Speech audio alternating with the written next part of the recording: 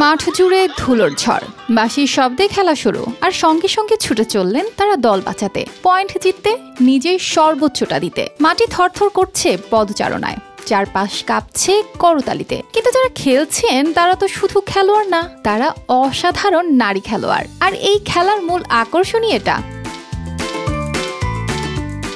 টাঙ্গাইল সদর উপজেলার ধরের বাড়ি হাই স্কুল মাঠ যেন হঠাৎ করেই হয়ে উঠেছে এক বিশাল উৎসবের কেন্দ্রে। কারণ এখানে হচ্ছে এক অন্যরকম কাবাডি, যেটা খেলছেন গ্রামের নারীরা, দেখছেন হাজারো মানুষ, আর উপভোগ করছেন সব বয়সের মানুষ একসাথে। খেলাগুলো সচরাচর এখন আর দেখা যায় না আজকাল।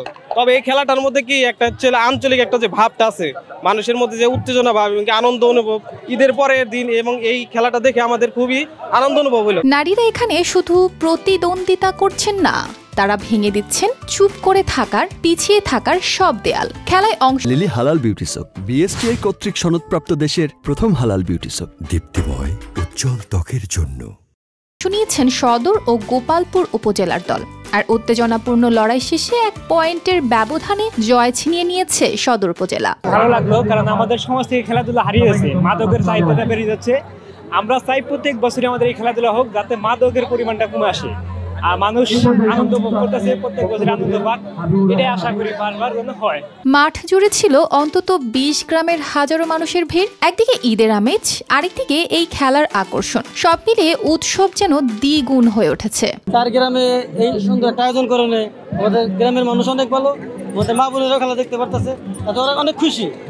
মাঝে মধ্যে এই খেলার আয়োজন করা হয়, আমাদের গ্রামেরও ভালো, ওলা মানে নেশাযুক্ত থেকে দূরে থাকবো, খেলার দিকে মনোযোগ দিব। আয়োজকরা জানালেন, ঈদের আনন্দটা সবার মধ্যে ছড়িয়ে দিতেই এমন আয়োজন।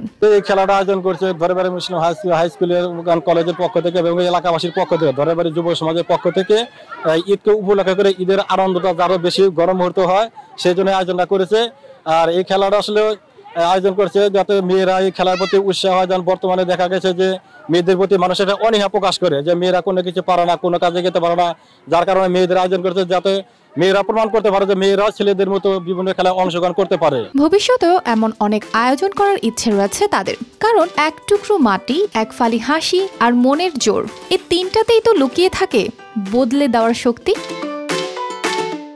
News desk, RTV।